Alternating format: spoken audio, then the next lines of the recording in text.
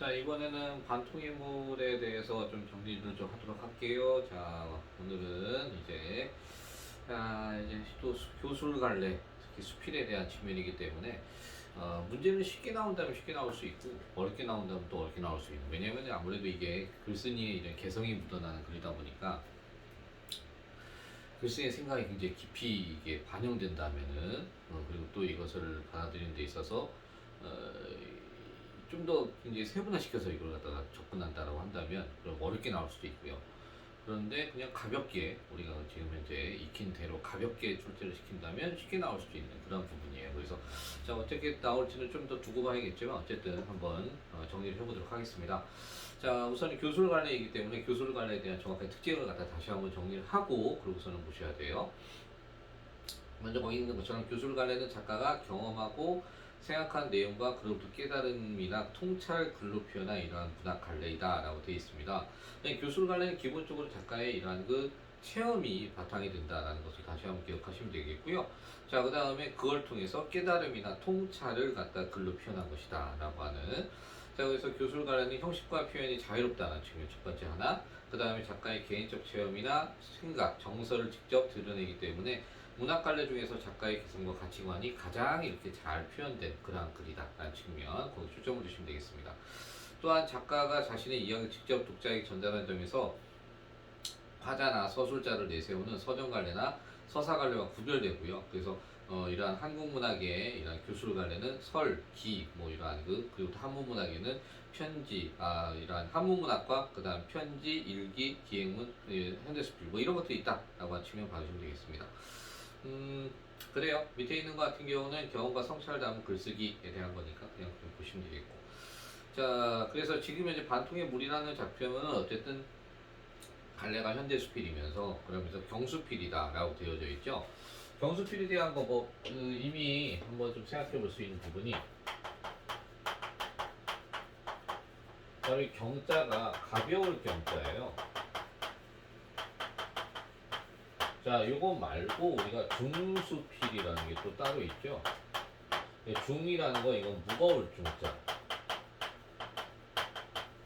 자, 그러다 보니까 가벼운 이야기, 다시 말하면은 우리 주변에 있는 이야기죠. 요거 자체는. 주변에서 쉽게 접할 수 있는 이러한 그 내용을 바탕으로 쉽게 접하고 쉽게 경험할 수 있는 내용입니다. 그래서 그러다 보니까 이런 거 특징이 자체로 우리는 신변 잡기적이다 라고 하는 이런 말을 쓰죠. 그죠? 신변 잡기적이란 말 자체가 주변에 쉽다 라고 하는 이런 의미입니다. 자, 그래서 소재 자체를 쉽게 접할 수 있는 것들이라는 거, 사색적이고 체험적, 성찰적이래요. 자, 특히 성찰적이라는 걸 봐주셔야겠죠. 그럼 어떠한 것을 갖다 성찰하는 것인지. 자, 그 다음에 밭을 가꾸면서 얻는 깨달음이 이 글의 주제입니다. 근데 성찰적이라고도 했고 깨달음이라고도 표현했어요. 그렇다면 무엇을 깨닫고 무엇을 반성하는 글이냐라는 거에 초점을 두셔야 될 거예요. 자, 그 다음 특징은 농사를 짓는 자신의 체험에서 깨달음을 이끌어냈대요. 그 다음에 밭을 읽으면서 느낀 점을 중심으로 짤막한 이야기를 병렬적으로 나열했다라고 되어 있거든요. 네, 병렬적이다. 병렬적이라는 이러한 말을 쓰고 있는데 이 병렬이라는 것 자체는 나열에 대한 측면인 거죠. 나열인데 뭐에 따라서 순서대로 이렇게 나열해서 풀어내다 라고 하는 측면, 그죠? 예를 든다면은 뭐 첫째는 무엇이고 그 다음에 둘째는 또 무엇이고 이런 식으로 첫째, 둘째, 셋째 쭉 나열하는 거, 이런 걸 갖다가 하나의 병렬적이다라고 보면 되겠죠, 그죠? 이름이 읽어서 알다시피 내용 자체가 나열의 이러한 형식을 지녔다는 것도 잘 기억할 겁니다. 자, 그러면 이걸 바탕으로 한번 들어가 볼게요. 182페이지. 자, 처음에 좀 넉넉히 넣어요, 넉넉히. 당근씨를 막 뿌리려 남편에게 나는 몇 번이나 말했다. 다른 씨앗들을 한번 키워보았기 때문에 감을 잡을 수 있겠는데 부추씨와 당근씨는 올해 처음 뿌리는 것이라 대중이 서지 않았다라고 얘기를 하고 있습니다. 자, 처음 시작부터 갑자기 대사로 시작이 돼요. 자, 대사라는 표현은 좀 그렇지만 어쨌든 글쓴이의 이러한 말로써, 그죠? 이렇게 시작을 갖다 하고 있다. 대사로 시작을 했고 그리고 그 뒷 내용을 보게 되면은 당근씨를 뿌리려는 이러한 당근씨를 막 뿌리는 남편에게 이야기하는 이야기다라고 하면서 어쨌든 이 뒷내용은 이러한 당근씨를 갖다가 뿌리기, 당근씨 뿌리는 모습, 이것을 바탕으로 내용을 정리하고 있다는 거예요. 이러다 보니까 어떠한 독자가 이 글을 읽게 된다면 무엇을 말하고 싶은 거지? 그리고 처음부터 갑자기 대사를 갖다 내세우고 있고 뭔가 궁금증을 자아내죠. 그래서 이 부분은 어찌 보면은 독자에게는 호기심 혹은 아니면 흥미를 이렇게 자아내는 부분이 되지 않겠느냐라고 하는 측면. 자, 그러면 좀 더 가볼까요? 게다가 아까부터 밭 주변을 종종거리는 참새, 여기에 참새라고 했는데 이 참새는 아무래도 긍정적보다는 더 읽어보시면 이렇죠.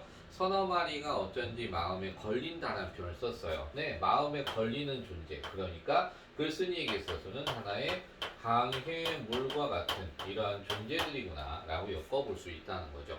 그러면 작년에도 너무 얕게 씨를 뿌려 낭패를 본 적이 있기 때문이다. 씨를 뿌린 지 2주일이 넘도록 싹이 나오지 않아 웬일인가 했더니 새들이 와서 잘 잡수고 간 뒤였다라고 돼 있어요. 얘들이 잘 잡수고 간 뒤다라고 표현했어요. 자, 이렇게 본다면 잘 잡수었다라고 이렇게 표현했어요. 거기다 높임 표현까지 써서 얘기했어요. 그런데 정말 잘 잡순 건가요? 아니죠. 내게는 농사를 낭패, 그죠? 어찌 보면 농사에 대한 밭일이라고 얘기할까요? 밭일에 대한 이러한 낭패를 보았던 경험이거든요. 그러니까 낭패를 보았던 경험이 좋지만은 않아요. 네, 그러니까 이것은 단어적 표현이다 라고 이렇게 볼 수가 있겠죠. 그죠? 자, 단어적 표현으로 볼 것 같아요. 자, 그러면 더 가볼게요. 자, 그제야 농부들이 씨를 뿌릴 때 적어도 세 알 이상씩 심는다는 뜻을 알 것 같았다라고요. 네, 본인이 깨달았어요.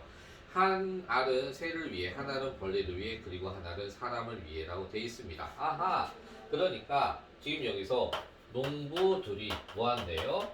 세 알씩 이렇게 심는다라고 하고 있어요. 그런데 하나는 바로 누구? 하나는 농부 자신을 위해서라고 있고 또 하나는 바로 누구다. 또 하나 같은 경우는 거기서 잠깐 다시 볼게요. 벌레를 위해서, 그죠? 벌레를 위해서 한다고 그랬고 또 하나는 바로 누구다. 그것이 이제는 새를 위해서 한다라는 표현. 아, 이 표현 굉장히 좋네요. 자, 그리고 중요한 표현일 것 같아요. 이 표현을 통해서 보여줄 때 어쨌든 농구를 갖다 이렇게 한다는 것은 자연과 뭐하고 있어요? 여기에 나오는 벌레나 새라는 것들은 이거는 자연의 일부예요.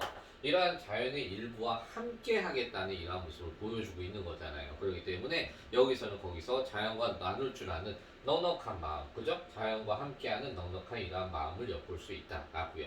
그리고 그들을 위해서 뭐 합니까? 내가 좀 더 배려하는, 그죠? 자연에 대한 이러한 배려, 힘을 갖다 이렇게 엿볼 수 있다라고도 볼 수 있겠죠. 그죠? 자, 그러면서 두 번째입니다. 워낙 넉넉히 뿌린 탓인지 새들이 당근씨를 별로 좋아하지 않은 탓인지 당근싹은 좀 늦게 했지만 촘촘하게 돋아냈대요. 처음엔 그 어렵게 튀어낸 이쁜 싹들을 솎아내느니 차라리 잘고 못생긴 당근을 먹는 게 낫다고 그냥 두었죠. 그러나 워낙 자라는 속도가 빨라서 자리를 잡지 못하고 밀려나온 뿌리가 하나둘이 아니에요. 이러다간 당근 전체가 제대로 자랄 수가 없을 것 같았다라고 얘기했습니다. 자, 그러면 이렇게 자라날 수 없었던 이유는 아까 얘기했어요. 뭐라고요? 당근씨를 뿌리는데 남편에게 얘기했어요. 뭐라고? 거기에서 좀 넉넉히 넣어요. 넉넉히. 그러니까 너무 많이 넣었고 촘촘하게 이렇게 심은 이런 탓도 있었다는 측면입니다. 자, 그것을 보면 식물에게는 적절한 거리라는 것이 매우 중요하다는 생각이 들었다. 자, 지금 여기서 깨달음을 하나 얻었어요. 여기서의 깨달음은 바로 식물에게 있어서 뭐가 필요하다? 적당한 거리감.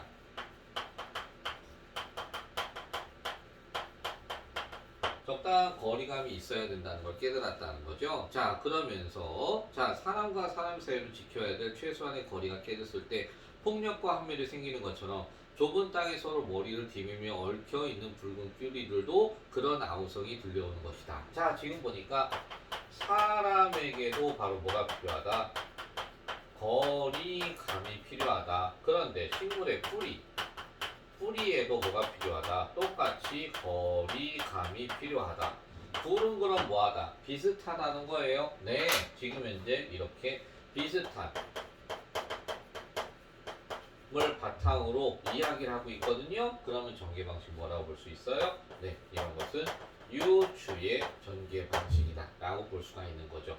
어느 한쪽 면을 보고 다른 쪽 면을 추리해내는 이러한 방식을 말할 수 있어요. 자, 그러다 보니까 이제 이렇게 어쨌든 아우성이 들려오는 것 같았다. 뿌리들에서도 아우성이 들린다. 네, 뿌리에게서 아우성이 들린대요. 요거 자체는 의인법, 그죠? 의인법 하나 더 얘기해 볼 수 있고요.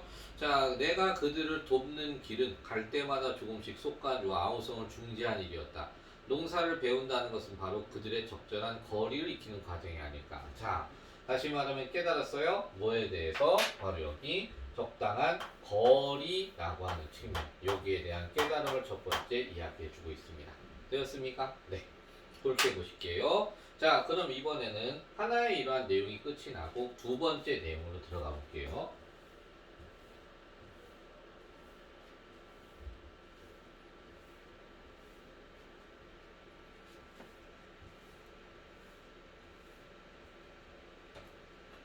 자, 두 번째 내용입니다. 미운 풀이 죽으면 고운 풀도 죽는다는 속담이 있다. 자, 속담을 인용했었어요. 이렇게 속담을 인용하게 되면 우리 이런 것을 갖다 뭐라고 한다? 바로 풍유법이라고 이렇게 이야기합니다. 자, 그러면서 김을 맬 때마다 나는 그 말을 자주 떠올린대요. 그렇다면 미운 풀이 죽으면 고운 풀도 죽는다 라는 속담. 이 속담은 무슨 뜻인지를 밑에 봐야겠죠? 미운 풀 옆에는 고운 풀도 있는 법인데 미운 풀을 죽이려고 피를 밟다 보면은 그 곁에 고운 풀도 잘못하면 죽게 된다 라고 하는 이런 이야기래요. 그럼 좀 더 볼게요. 어쨌든 곱고 미운 것의 기준은 어디에 있을까? 사람이 먹을 수 있느냐 없느냐에 따라 잡초와 채소를 구분하여 하나는 죽이고 하나는 살리는 것이 이른바 농사다라고 되어 있습니다. 농사라는 것 자체는 그렇죠. 우리가 먹을 수 있는 것 자체는 기르고 그렇지 않은 것 뽑아내는 이러한 모습이니까. 그러나 미운 풀이 죽으면 고운 풀도 죽는다고 하지 않은가? 네, 이건 속담이에요. 선택보다는 공존의 땅의 본래적 질서라고 할 때 밭은 숲보다 생명이 덜 가깝다라고 돼 있어요. 자, 여기에 중요한 건 밭은 숲보다 생명에 덜 가깝다라고 이렇게 이야기하고 있습니다. 그죠? 자, 그럼 숲보다 생명에 덜 가깝다. 그럼 거꾸로 얘기한다면 숲이라는 것이 뭐하다고요? 생명에 더 가깝다라고 이렇게 이야기하는 측면입니다. 그죠? 자, 지금 밭이라는 것 자체는 얘는 분명히 생명에 덜 가깝다라고 했으니까. 그렇다면 이 얘기는 무슨 얘기냐? 밭이라는 것 속에서는 바로 뭐예요? 우리에게 필요한 것. 다시 말하면 먹을 수 있는 것. 자, 이런 것들은 뭐합니까? 이런 것들은 살려둡니다. 하지만 우리한테 필요 없는 것. 필요 없는 것은 이것은 솎아냅니다. 죽인다는 거죠. 그러니까 한마디로 이렇게 되면은 우리한테 필요 있는 것만 살리기 때문에 절반 혹은 아니면 뭐 어느 정도 일부만 살리는 이러한 모습이에요. 하지만 숲이라는 공간은 어때요? 삶이라고 하는 의미를 그대로 지닌 공간이 숲이에요. 그죠? 숲이라는 거에서는 쓸모없는 거 아니면 쓸모 있는 것을 구분할 수가 없어요. 숲은 모두가 다 공존하는 공간이니까. 그죠? 삶이 바로 공존하는 이러한 공간이다 라고 이렇게 볼 수 있을 것 같아요. 그러니까 삶이 공간에 이렇게 공존한다면 이는 더욱더 생명에 가깝다라고 볼 수밖에 없는 거죠. 그죠? 자, 그러다 보니까 좀 더 가볼게요. 자, 이렇게 그래서 밭을 읽으면서 가장 고민되는 문제가 바로 풀이었답니다. 사람의 손이 미치기 전에 이렇게 오래 전부터 이 중덕에는 명아죽, 더 중덕에는 개망초, 그 다음에 고랑이, 돼지풀, 저 고랑이는 질경이 다 보면 어떠냐? 이런 것들은 다 명아주, 개망초, 돼지풀, 그 다음에 질경이 이런 것들은 그냥 잡초예요, 잡초. 그럼 잡초를 나열했어요. 나열했으니까 여기에는 열거법이라는 것이 있습니다. 자, 그들이 바로 이 땅의 주인이었던 것이다. 자, 보면은 잡초가 바로 뭐다? 이 땅의 주인이다 라고 얘기를 하고 있습니다. 그런데 달갑자는 침입자가, 자, 침입자가 나타났어요. 침입자가 바로 뭐한다? 삽과 호미를 들고 나타나 생명을 키운답시고, 그러면은 삽과 호미입니다. 삽과 호미는 바로 뭐예요? 이것은 폭력의 도구라고 이렇게 얘기할 수 있겠죠. 그러면서 생명을 키운답시고 원주민을 쫓아내다니. 누구? 바로 이 잡초와 주인이, 이게 바로 원주민이죠. 그죠? 그럼 침입자는 누가 될까요? 바로 농부 혹은 바로 누구? 이글의 글쓴이라고 이렇게 이야기할 수 있겠죠. 자, 그러다 보니까 이렇게 사실 원주민 풀들에게는 명목이 서지 않는 노릇이다. 자, 한마디로 잡초, 주인을 객이 내보내는 것과 똑같다고 볼 수 있어요. 그럼 이거 자체는 한자성어로 주객전도라고 이렇게 얘기할 수도 있을 것 같아요. 그죠? 자, 그러면서 그렇다고 풀을 그냥 두면 뿌려놓은 이런 채술이 자라지 못하게 되니 어느 정도는 뽑아주어야 한다. 이런 안절부절 덕분에 자, 우리 밭엔 채소가 반이고 잡초가 반이다. 변명 같지만 다른 밭에는 우리 밭에 이렇게 풀이 무성한 것은 게으름 때문만은 아니다. 자, 만일 그렇다 해도 게으름이 농부의 악덕은 아닌 것이다 라고 되어 있습니다. 자, 그러니까 농부가 게으르대요. 자, 그러면은 이 농부 자체가 이렇게 게을러요. 게으르다 보니까 무엇을 못해요? 거기 있는 것처럼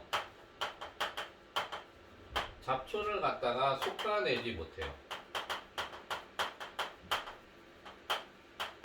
그럼 그 속에는 잡초들도 많이 살 수 있죠. 그죠? 그러니까 잡초라고 제가 표현했지만 사실은 얘네들도 뭐예요? 하나의 생명체다 라고 이렇게 본다면 그들이 농부가 게으름을 통해서 생명체들을 더욱더 뭐했어? 더욱 살려내는 이러한 행위를 하게 되었다라는 측면이에요. 그러면은 농부 자체는 나쁘다? 아니다. 농부도 생명을 살렸기 때문에 농부도 긍정적으로 볼 수가 있다라고 이렇게 얘기한다는 측면이죠. 그죠? 자, 그렇습니다. 자, 그렇기 때문에 지금 여기에서는 하나의 생명을 존중히 여기는, 그죠? 생명 존중 사상.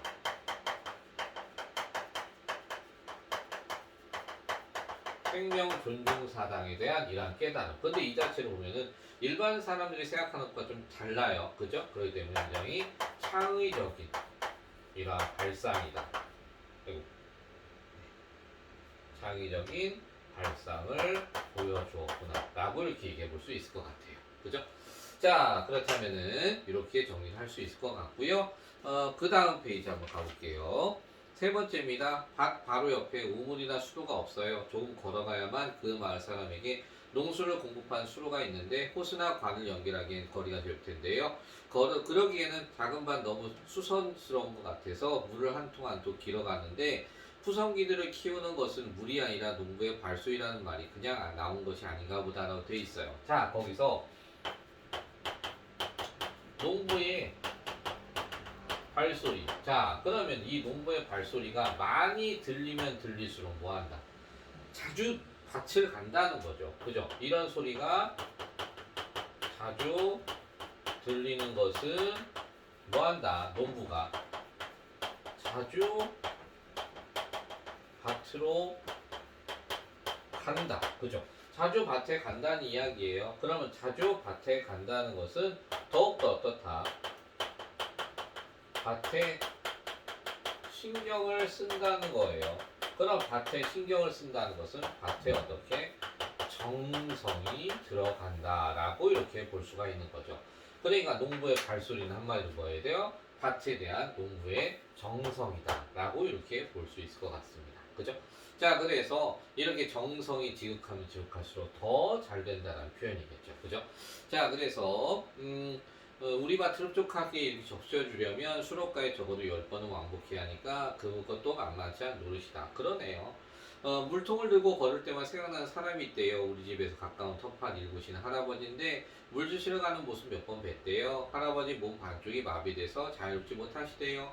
성한팔로 물통을 들고 걸어가시는 모습 몸부림에 가까우면서도 이와 같은 평화 같은 것을 느낀답니다. 음. 자, 그러면서 어쨌든 절뚝절뚝 몸이 심하게 흔들릴 때마다 물을 찰랑거리고요. 바지를 적시기도 하고요. 자, 그러면서 결국 반 통도 채 남지 않는데요. 그럼 몇 번씩 오가는 걸 난 때로 끌듯이 지나가는 발소리로 듣기도 하고 때로는 마른 길 위에 휘청휘청 내고 간 젖은 길을 보고 알기도 한다라고 되어져 있습니다. 이 할아버지가 굉장히 힘겨워하는 모습을 이 단적으로 보였어요. 그러면서 그러면 이내 말라버린대요. 젖은 길은 나는 그 길보다 아름답고 빛나는 길을 별로보지 못했다라고 되어져 있습니다. 자, 그럼 여기서 보여주는 건 바로 이 농부의 발소리는 농부는 바로 누가 될 수 있다는 거예요. 거기에 바로 할아버지를 이렇게 이야기할 수 있겠네요. 할아버지의 발소리는 할아버지가 끄는 이러한 그 발소리다라고 볼 수 있고, 그러니까 그 길보다 아름답고 빛나는 길은 별로 보지 못했다. 왜? 할아버지의 뭐가 느껴지니까 바로 정성이 이렇게 느껴지기 때문이다 라고 볼 수 있다는 거죠. 자, 그러면서 어느 나 역시 밭에 채소들처럼 이렇게 할아버지 소리를 기다리는데요. 반통의 물을 잃어버린 그 발소리를, 자, 물통 나르다 문득 이런 생각이 들곤 한데요. 10번 오가야 할 건 할아버지는 20번 오가야 되고, 그렇죠. 채소들을 키우는 일도 할아버지와 크게 다르지 않는 어떤 안간힘 때문은 아니겠느냐. 그 안간힘은 바로 무엇? 바로 정성이다 라고 얘기할 수 있겠죠. 몸에 피가 돌지 않은 것처럼 문득문득 마음 한쪽이 굳어져 가는 걸 느끼면서 절뚝거리면서 그러면서 남은 반통의 물을 살아있는 것에게 쏟아붓고 싶은 마음, 그런 게 아니었을까. 바로 생명을 역시 소중히 여기는 이런 마음이라 볼 수 있겠네요. 이 짤막한 이야기들은 그렇게 밭을 가꾸는 동안 절뚝거리던 내 영혼의 발소리 같은 것이다 라고 했습니다. 자, 그래서 감히 농사라고는 없지만 자연과의 행복한 합일이라고 부를 수도 없지만 이 어둠과 불구에 힘입어 푸른 것들을 만나라고 했고 그들에게 물을 주고 돌아온 물통은 언제나 비어있다라고 되어 있습니다. 자, 그 물통이 비어있음으로써 자신의 마음은 더욱더 행복하고 그저 뿌듯함으로 차 있었겠죠. 밑에 있는 것처럼 글쓴이 경험에 의한 깨달음, 생명을 소중히 여기는 마음을 깨달았다는 측면. 네, 앞부분에서 보는 깨달음은 첫 번째는 식물들과의 거리가 필요하다는 걸 깨달았고요. 그 다음에 두 번째 깨달음이라는 것 자체는 어쨌든 공존이 땅의 이렇게 본래 질서를 깨달았다. 이 자체가 잡초와 그 다음에 밭의 생명과 하나가 돼야 되는 그런 원리를 갖다 얘기했기 때문에 공존이라는 것을 갖다 얘기했다네요. 그럼 깨달음을 다시 한번 정리해 볼까요? 이 글에 있어서 깨달음 첫 번째, 바로 무엇이 필요하다? 바로 식물 사이에서도 적절한 거리감이 있어야 된다는 측면. 그죠? 식물 사이에서도 거리감에 대한 필요성. 두 번째에 대한 것은 공존의 원리. 그죠? 그러니까 우리가 원하는 것만 비는 것이 아니라 원치 않는 것도 함께 할 수 있다는 측면. 그죠? 자, 그래서 선택보다는 어쨌든 공존의 이러한 땅의 본래적 질서. 자, 공존이라는 것이 이것이 바로 질서구나라고 하는 것에 대한 깨달음. 이걸 얻었다는 것이고요. 그 다음 세 번째, 생명을 소중히 여기는 마음. 그죠? 여기서는 생명 존중. 아까 제가 여기서 말했던 생명 존중에 대한 부분을 이걸 세 번째로 보셔야겠네요. 그죠? 전 두 번째 쪽에 가깝다고 생각했는데 세 번째라고 하니까 그쪽으로 가볼게요. 미안합니다. 자, 그래서 이렇게 세 가지를 갖다 볼 수 있다는 거. 그래서 할아버지에 대한 것은 어쨌든 생명 존중에 대한 게 제일 크다는 측면, 생명을 소중히 여기는 마음에 대한 겁니다. 자, 그래서 이 글의 글쓴이가 이 글을 쓰게 된 과정은 어쨌든 밭을 일구는 과정에 깨달음을 얻었고요. 거기에 성찰을 통해서 이러한 깨달음을 글로서 표현했다라고 보시면 되겠어요. 네. 자, 그 다음 페이지 가시면은 186페이지에 깨달음에 대한 거 세 가지 1번에 그대로 나와 있습니다. 이거는 시험에 나올 수밖에 없어요. 자, 아까도 얘기했듯이 이 글은 수필이고 수필에서 제일 중요한 것은 깨닫고 교훈에 대한 측면인 건데 이걸 모르면 안 되겠죠. 그래서 다시 한 번 더 식물 사이도 적절한 거리감이 있어야 된다. 두 번째, 선택보다는 공존이 바로 땅의 본래 질서다. 세 번째, 생명을 소중히 여기는 마음에 대한 측면. 요거 꼭 기억할게요. 자, 그리고 글쓴이의 이러한 삶의 태도에 대한 측면 나왔습니다. 어쨌든 농사짓는 경험을 통해 식물 사이에서도 사람들 사이에서도 적절한 거리가 필요하다라는 측면을 깨달았고요. 그래서 유추의 방식. 선택보다는 공존이 본래의 땅의 본래적 질서라는 측면. 그래서 생명을 소중히 여기는 마음이란 어떤 것인지 깨달았다는 거. 자, 이 세 가지. 그래서 이걸 합치면 바로 뭐 한다? 글쓴이는 작은 생명이라도 사랑하고 소중히 여기는 생명 존중 사상이 있다는 거. 네, 그렇습니다. 그 다음에 밑에 나온 것처럼 수필의 갈래적 특성을 갖다 얘기해 보세요. 자, 그래서 아까 제가 얘기했죠. 수필의 특징은 나올 수도 있다고요. 그래서 바로 학습 활동에 나와 있으니까 더더욱 여러분 잘 봐주셔야 돼요. 수필은 작가의 자신의 경험에 얻은 소재로 쓴 거, 개인의 사색과 성찰을 통해 쓴 거, 형식의 제한이 없이 자유롭게 쓴 거, 자신의 정서를 진솔하게 담았다는 거. 자, 잊지 말고 기억할게요. 자, 2번은 자신의 경험담을 쓰는 거니까 이거는 넘어가겠습니다. 그 뒤에도 역시 그걸 발표해 보라니까 그냥 가시면 될 것 같아요. 됐나요? 자, 반통의 문은 이렇게 간단하게 정리할 수 있을 것 같습니다. 자, 이것을 다른 것들과 다른 이러한 상황들과 연결시켜서 물어보는 문제들이 꽤 그래 출제율이 높으니까 그런 것들도 좀 감안하면서 문제 풀 때 유추하시면 될 것 같습니다. 네.